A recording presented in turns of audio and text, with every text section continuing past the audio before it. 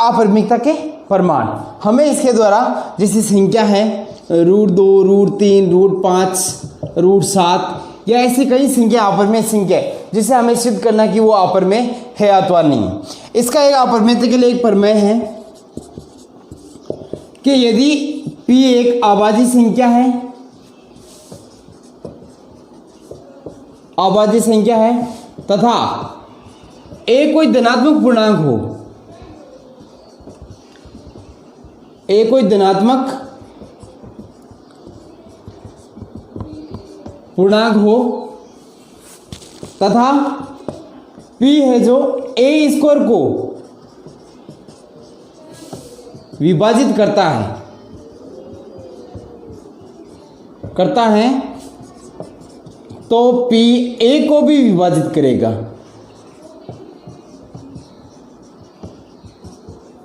p a को भी विभाजित करेगा।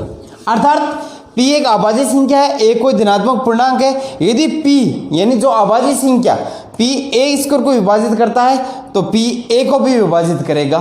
यह हमारे पास एक प्रमेय। इस प्रमेय की सहायता से हम कई क्वेश्चन को दो एक अपरिमेय संख्या है। हम मानकर चलें कि माना कि √2 एक परिमेय संख्या है,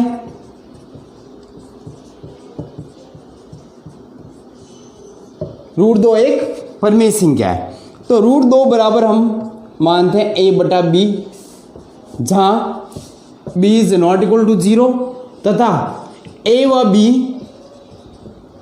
में कोई भी उभयनिष्ठ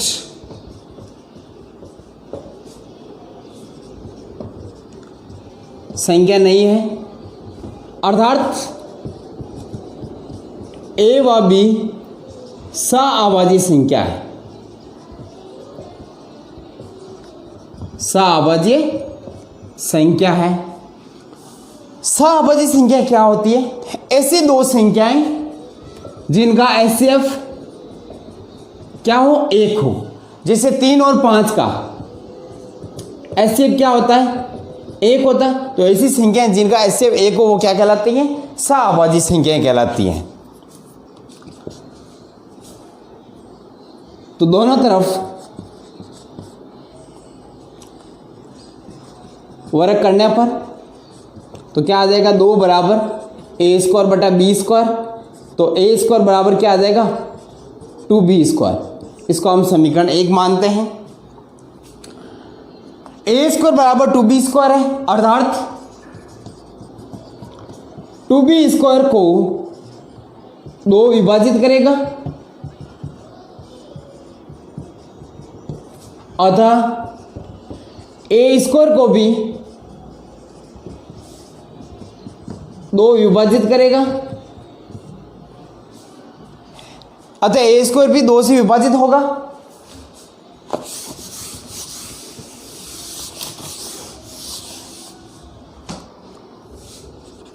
यदि a² 2 से विभाजित होगा अतः 2 धनात्मक संख्या a को भी विभाजित करेगा। पुनः a बराबर 2c। हम माना कि a बराबर लेते हैं 2c। दोनों तरफ वर्ग करने पर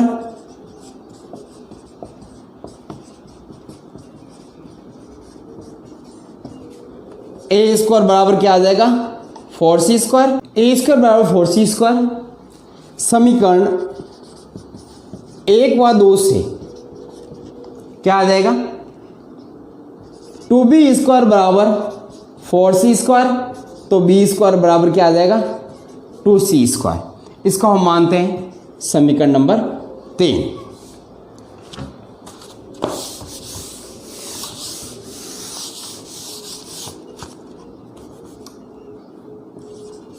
टू सी स्क्वायर 2 से विभाजित होगा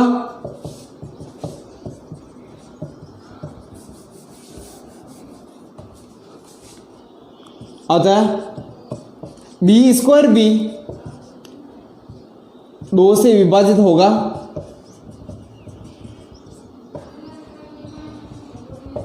अतः प्रमेय से हम कह सकते हैं कि धनात्मक पूर्णांक b 2 से विभाजित होगा,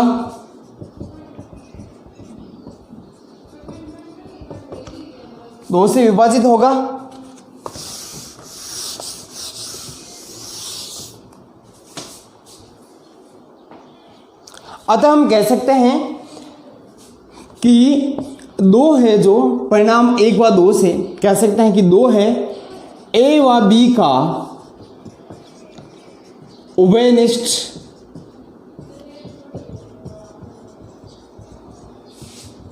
गुणनखंड है, a व b का उभयनिष्ठ गुणनखंड है।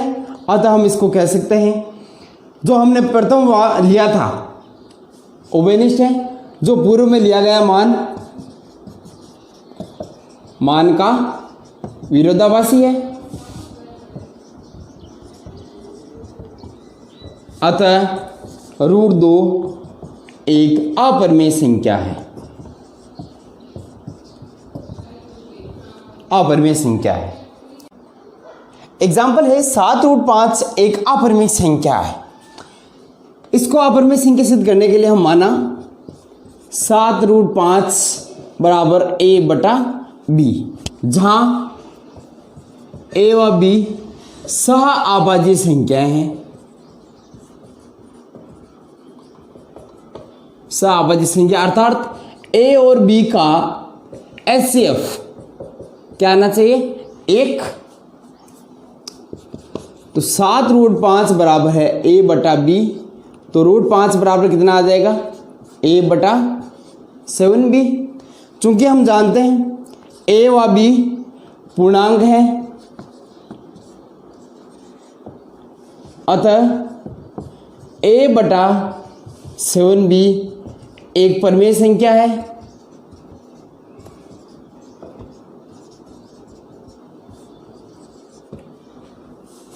अर्थात √5 भी एक परिमेय संख्या है, एक परिमेय संख्या होगी जो कि a भी पूर्णांक है, अतः से a बटा 7 भी एक परिमेय संख्या होगी। a बटा 7 भी परिमेय संख्या अर्थात √5 भी परिमेय संख्या होगी, जो कि विरोधाभास है, जो कि विरोधाभास है, कथन है, क्योंकि हम जानते हैं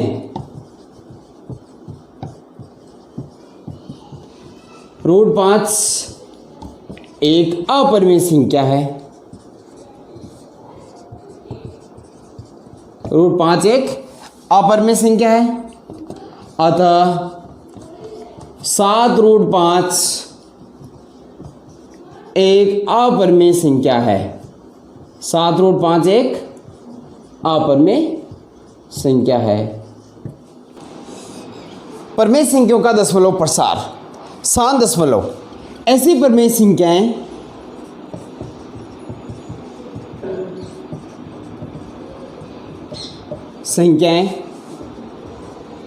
जिनका भाग संक्रिया में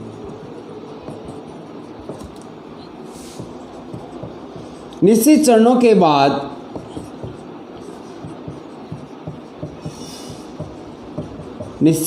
के बाद दशमलव प्रसार समाप्त हो जाता है।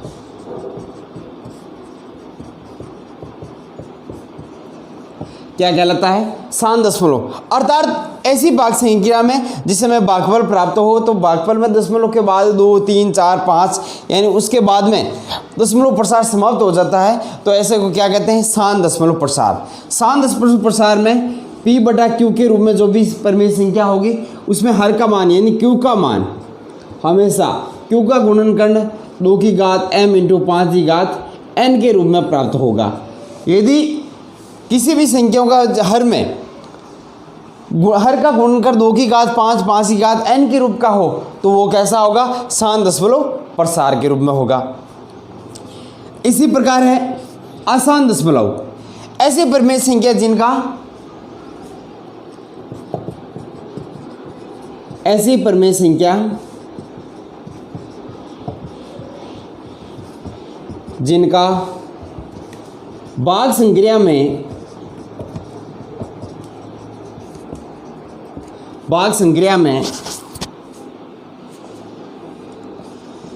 दशमलव प्रसार कभी समाप्त नहीं होता है,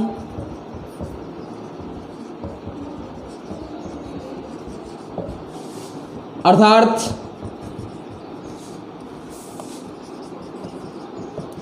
सहजफल शून्य प्राप्त नहीं हो, सहजफल शून्य प्राप्त नहीं हो तथा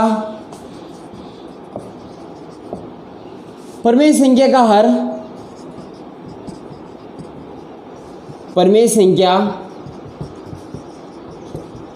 का हर 2 की घात m इंटू 5 की घात n का रूप नहीं हो तो ऐसी संख्या क्या कहलाती है, अशांत दशमलव संख्याएं। जैसे हम लें शांत दशमलव में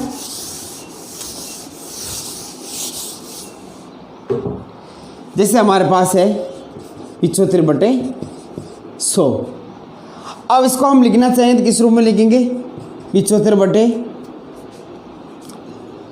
किस घात में आ रहा है, इसको हम लिखना चाहें तो किसको लिखेंगे, 25 इंटू 4 के रूप का होता है तो 75/5 का स्क्वायर इंटू 2 की घात 2। तो इसका हर किस रूप में है, 2 इंटू 5 की घात में है, तो इसको हम क्या लिख सकते हैं, इसका मतलब जो दिया हुआ है दशमलव क्या है, शांत दशमलव है। इसी प्रकार है हम लेते हैं 91/16। 16 की भाग देंगे तो कितना, 91/16। 16 को हम क्या लिखेंगे, 2 की घात 4, 2 की घात 4 के रूप में लिखा जाए। अब हमारे चाहिए यदि उसकी घात 2 की घात m इंटू 5 की घात n के रूप में है तो इसको हम लिख सकते हैं 2 की घात 4 इंटू 5 की घात 0।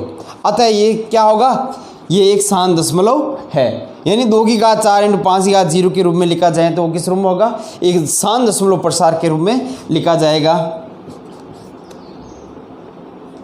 जैसे 0.125। अब 3 अंकों के बाद में दशमलव समाप्त हो रहा है तो हम कह सकते हैं कि ये किस रूप का है, एक शांत दशमलव प्रसार के रूप में है।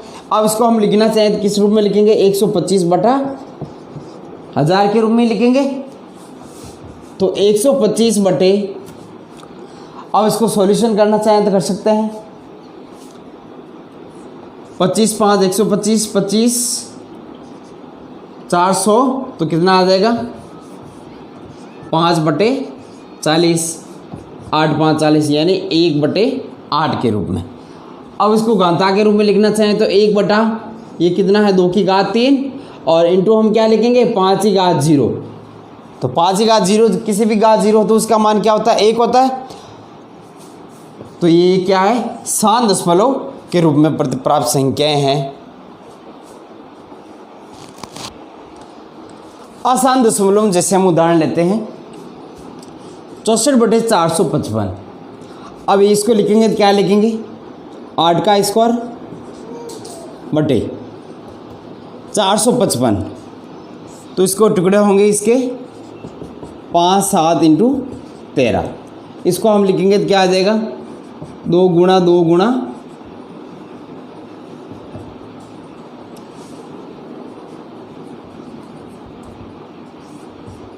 का स्क्वायर बटे 5 इंटू 7 गुणा 13।